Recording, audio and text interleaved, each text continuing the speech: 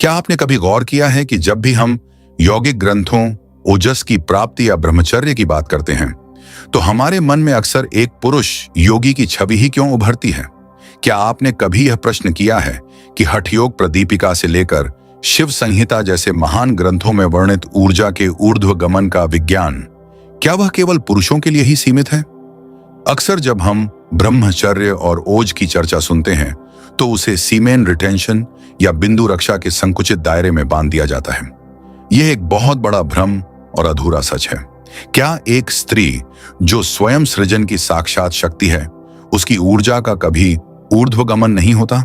क्या उसकी जैविक संरचना उसे उस परम चेतना और आध्यात्मिक पराकाष्ठा तक पहुंचने से रोकती है जिसे हम एनलाइटमेंट कहते हैं?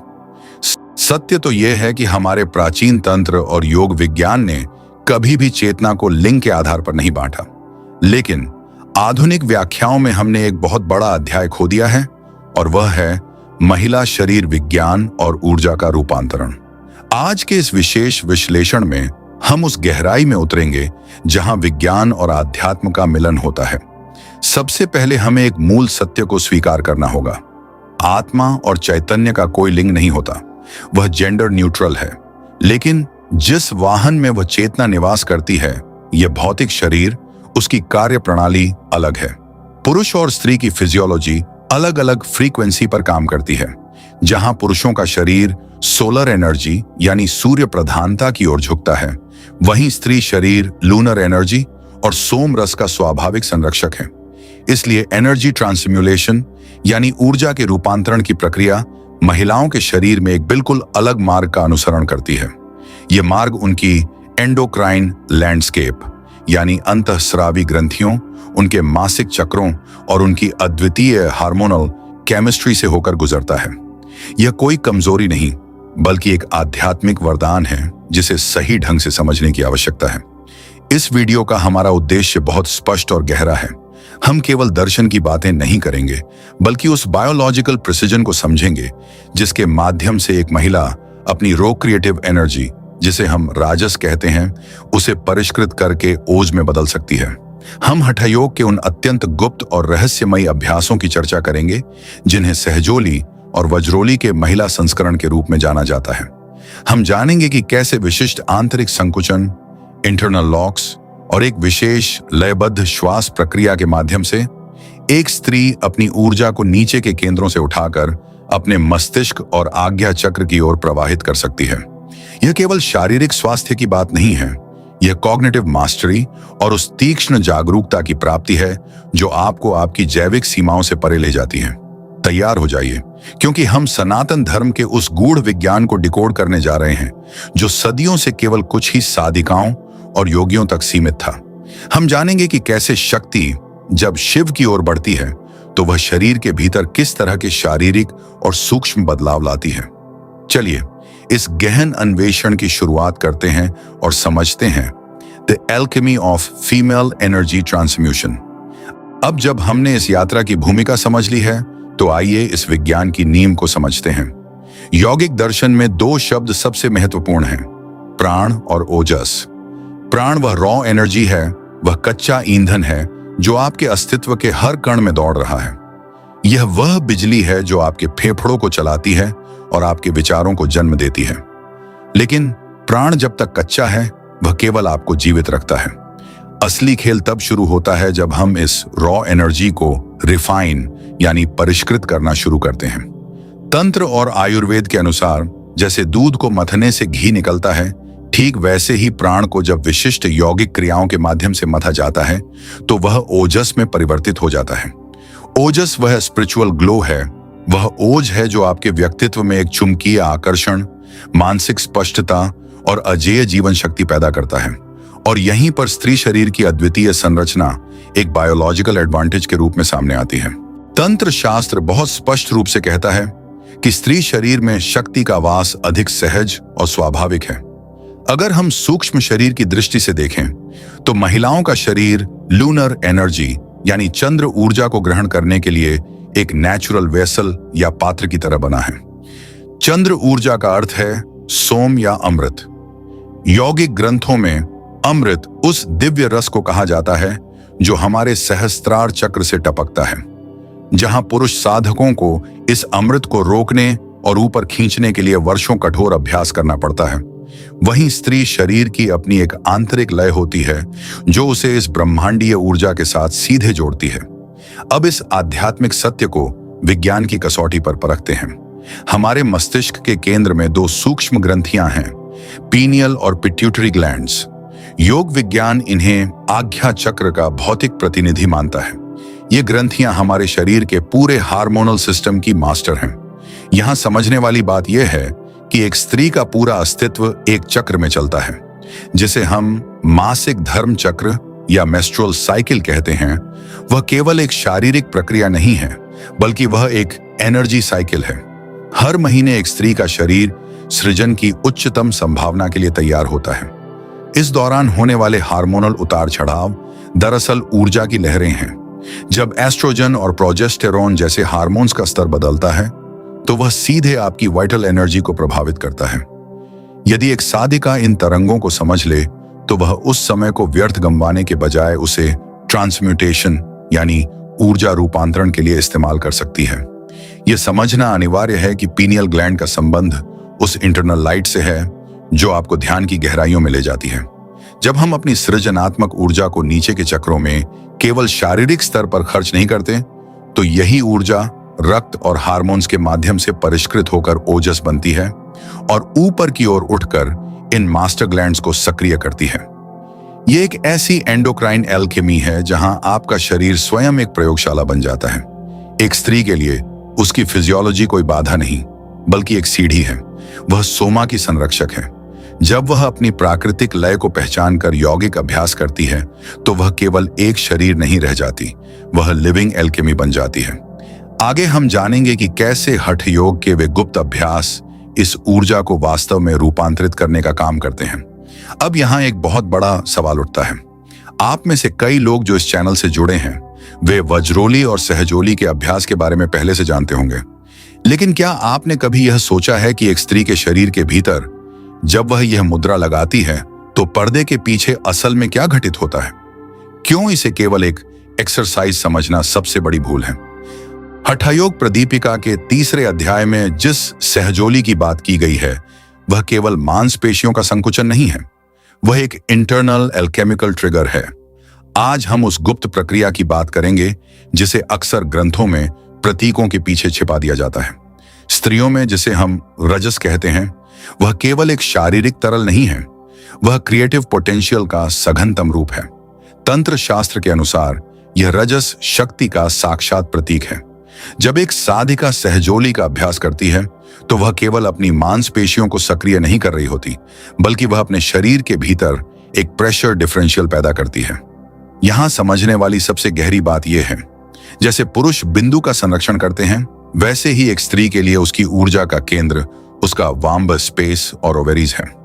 सहजोली और उड्डयन बंध का सूक्ष्म समन्वय इस क्षेत्र में मौजूद अपना वायु को ऊपर की ओर धकेलता है। लेकिन ट्विस्ट यहां है, यह ऊर्जा ऊपर उठते ही सीधे आपके एंडोक्राइन सिस्टम के साथ एक फीडबैक लूप बनाती है। जब यह परिष्कृत ऊर्जा ऊपर की ओर मुड़ती है, तो यह आपके हृदय चक्र से गुजरते हुए सीधे पीनियल ग्लैंड को हिट करती है। इसे ट्रांसम्यूलेशन इसलिए कहा जाता है क्योंकि यहां physical matter, physical energy spiritual light में बदल रही है। यह वैसा ही है जैसे कच्चे तेल को रिफाइनरी में डालकर शुद्ध ईंधन बनाया जाता है। अगर आपने मेरे पिछले वीडियो में इन मुद्राओं की तकनीक सीखी है, तो अब समय है यह समझने का कि यह इंटरनल लॉक्स आपके सेरेब्रोस्पाइनल फ्लूइड को कैसे प्रभावित करते हैं। जब आप सहजोली का सही दबाव बनाते हैं, तो वह सूक्ष्म स्पंदन आपकी रीढ़ की हड्डी के माध्यम से आपके मस्तिष्क के वेंट्रिकुलर सिस्टम तक पहुंचता है। यही वह प्रक्रिया है जिससे क्रिएटिव एनर्जी सीधे कॉग्निटिव ब्रिलियंस में बदल जाती है। इसलिए सहजोली केवल एक अभ्यास नहीं है, यह स्त्री शरीर की उस रो पावर को हाई फ्रीक्वेंसी कॉन्शियसनेस में बदलने का ब्रिज है। यह वह चाबी है जो आपके भीतर की बायोलॉजिकल एनर्जी को डिवाइन अवेयरनेस में बदल देती है। तो अगली बार जब आप इन मुद्राओं का अभ्यास करें, तो केवल शरीर को न देखें, उस एनर्जी करंट को महसूस करें जो आपके भीतर एक नई चेतना को जन्म दे रही है। और यही वह बिंदु है जहां प्राचीन योग और आधुनिक एंडोक्रिनोलॉजी एक हो जाते हैं। अक्सर यह कहा जाता है कि बायोलॉजी इज डेस्टिनी, लेकिन यौगिक विज्ञान कहता है कि बायोलॉजी इज अ टूल, यानी शरीर एक उपकरण है। पिछले भाग में हमने ऊर्जा के ऊर्ध्वगमन की बात की, लेकिन क्या आप जानते हैं कि यह पूरी प्रक्रिया आपके एंडोक्राइन सिस्टम यानी हार्मोन्स के साथ कैसे जुड़ती है? एक स्त्री का शरीर हार्मोन्स की एक ऐसी जटिल और सुंदर लय पर चलता है जो उसे प्रकृति के साथ सीधे जोड़ती है। मुख्यतः दो हार्मोन्स, एस्ट्रोजन और प्रोजेस्टेरोन, स्त्री के मानसिक और आध्यात्मिक धरातल को तय करते हैं। एस्ट्रोजन सोमा या शक्ति का प्रतिनिधित्व करता है, जो विस्तार और सृजन एक्सपेंशन की ऊर्जा है।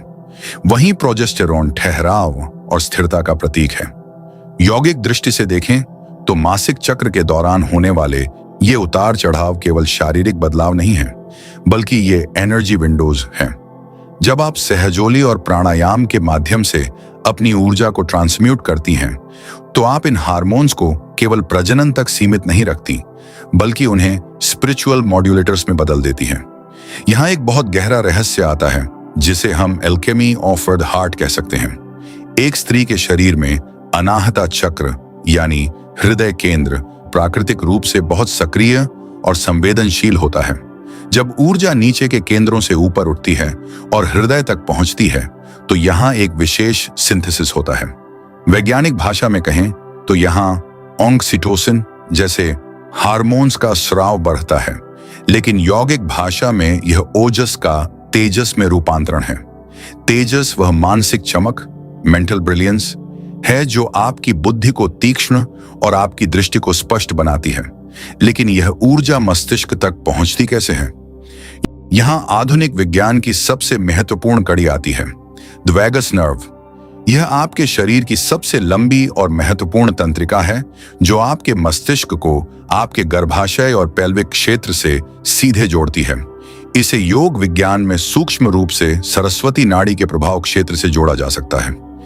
जब आप सहजोली मुद्रा और लयबद्ध श्वास का अभ्यास करती हैं, तो आप सीधे अपनी वैगस नर्व को उद्दीप्त करती हैं। यह उद्दीपन आपके नर्वस सिस्टम को survival mode in fight on flight से हटाकर एनलाइटनमेंट मोड पैरासिम्पैथेटिक एक्टिवेशन में ले जाता है।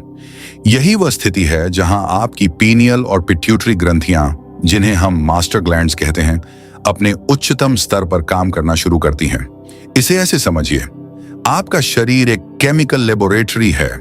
जब ऊर्जा का प्रवाह ऊपर की ओर होता है, तो आपके हार्मोन्स केवल शरीर चलाने के काम नहीं आते, बल्कि वे आपके मस्तिष्क के न्यूरल पाथवेज को फिर से लिखने लगते हैं।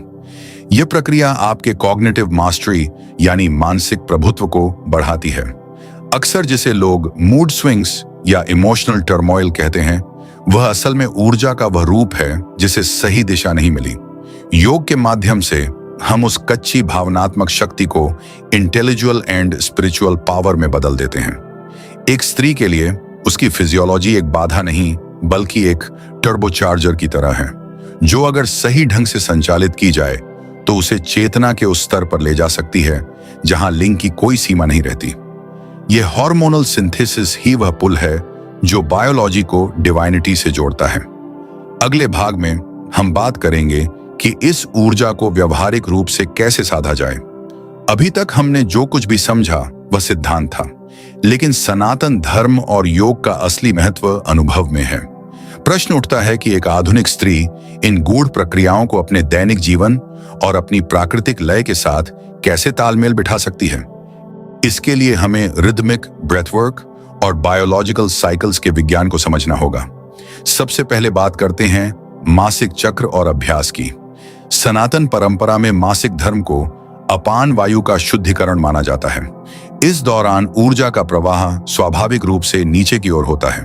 इसीलिए यहाँ एक बहुत महत्वपूर्ण निर्देश है, मासिक चक्र के उन 4 से 5 दिनों में सहजोली या किसी भी प्रकार के बंधास का तीव्र अभ्यास नहीं करना चाहिए। प्रकृति जिस ऊर्जा को बाहर निकाल रही है, उसे जबरदस्ती ऊपर धकेलना बायोलॉजिकल स्ट्रेस पैदा कर सकता है। इन दिनों में आपको बैलेंसिंग प्राणायाम पर ध्यान देना चाहिए। भ्रामरी प्राणायाम यहाँ सबसे प्रभावशाली है। जब आप भ्रामरी की गूंज पैदा करती हैं, तो वह वाइब्रेशन सीधे आपकी पिट्यूटरी ग्रंथि को शांत करता है, जिससे क्रैम्प्स और मूड स्विंग्स में भारी कमी आती है। यह समय ट्रांसम्यूलेशन के लिए नहीं, बल्कि ऑब्जर्वेशन और इंटरनल रेस्ट के लिए है। जैसे ही यह चक्र समाप्त होता है, आपका गोल्डन विंडो शुरू होता है। अगले 15 से 20 दिन वह समय है जब आपकी वाइटलिटी अपने चरम पर होती है। यही वह समय है जब सहजोली और ऊर्ध्वगामी प्राणायाम का अभ्यास सबसे अधिक फल देता है। इस दौरान लयबद्ध श्वास, रिदमिक ब्रीदिंग का अभ्यास करें, जहां आपकी श्वास की गति आपके हृदय की धड़कन के साथ तालमेल बिठा सके। जब आप गहरी श्वास के साथ सूक्ष्मता से इंटरनल लॉक्स लगाती हैं, तो आप अपनी ऊर्जा को स्केटर होने से बचाकर उसे फोकस में बदल देती हैं। लेकिन यह ऊर्जा रूपांतरण केवल आपके चक्रों तक सीमित नहीं रहता।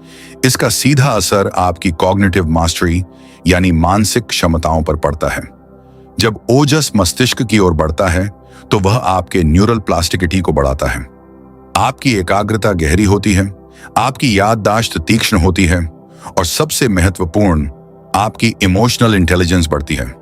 आप परिस्थितियों पर रिएक्ट करने के बजाय रिस्पॉन्ड करना सीख जाती हैं। अब एक बहुत महत्वपूर्ण बात, ईंधन। आप कितनी भी मेहनत कर लें, अगर रॉ मटेरियल खराब है तो एल्केमी नहीं हो सकती। ओजस का निर्माण उस भोजन के सूक्ष्म रस से होता है जो आप ग्रहण करती हैं। यौगिक ग्रंथों में सात्विक आहार पर इतना जोर इसलिए दिया गया है क्योंकि ताजा फल, मेवे, गाय का शुद्ध घी और प्राकृतिक भोजन में प्राणिक वैल्यू अधिक होती है। याद रखें, ओजस बनाने के लिए शरीर को बहुत ऊर्जा खर्च करनी पड़ती है। अगर आपका आहार भारी, तामसिक या प्रोसेस्ड है, तो शरीर की पूरी ऊर्जा उसे पचाने में ही खत्म हो जाएगी। ट्रांसम्यूलेशन के लिए कुछ बचेगा ही नहीं। एक साधिका के लिए भोजन केवल स्वाद नहीं, बल्कि ओजस बनाने की सामग्री है। अंत में याद रखें कि यह एक रिदम है, कोई रेस नहीं। अपनी देह के संकेतों को सुने। योग का अर्थ शरीर पर विजय पाना नहीं, बल्कि शरीर के साथ हार्मोनियस, लयबद्ध होना है। जब आप अपनी बायोलॉजी को अपनी आध्यात्मिकता के साथ जोड़ लेती हैं, तो आपका पूरा जीवन एक मेडिटेटिव फ्लो बन जाता है। अगले और अंतिम भाग में हम इस पूरी यात्रा को समेटेंगे और देखेंगे कि कैसे यह प्राचीन विज्ञान आपको बायोलॉजिकल बाइनरी से ऊपर उठाकर एक इंटरनल देवी के रूप में स्थापित करता है। आज की इस यात्रा में हमने देखा कि प्राचीन योग और आधुनिक विज्ञान एक ही सत्य की ओर इशारा करते हैं। बियॉन्ड जेंडर का अर्थ अपनी बायोलॉजी को नकारना नहीं, बल्कि उसे इतना परिष्कृत करना है कि वह बाधा के बजाय आपकी सबसे बड़ी आध्यात्मिक शक्ति बन जाए। सनातन धर्म में स्त्री शरीर एक स्पिरिचुअल लेबोरेटरी है। जब आप अपनी सृजन की शक्ति को सहजोली और आंतरिक बंधों के माध्यम से ऊपर की ओर मोड़ती हैं, तो ओजस का वह प्रवाह आपको अजेय मानसिक स्पष्टता प्रदान करता है। यही वह इंटरनल देवी का उदय है, जहां शरीर की सीमाएं समाप्त हो जाती हैं और केवल चैतन्य शेष रहता है। यह यौगिक कीमिया, एल्केमी, आपको आपकी जैविक सीमाओं से ऊपर उठाकर आत्म साक्षात्कार के मार्ग पर ले जाती है। अपनी इस आंतरिक शक्ति को पहचानें और उसे दिव्य प्रकाश में बदलें। अगर यह विश्लेषण आपको गहरा लगा, तो कमेंट्स में बताएं कि क्या आप योनि मुद्रा के विज्ञान पर अगला वीडियो चाहते हैं। साधना पथ पर आपकी जय हो। प्रणाम।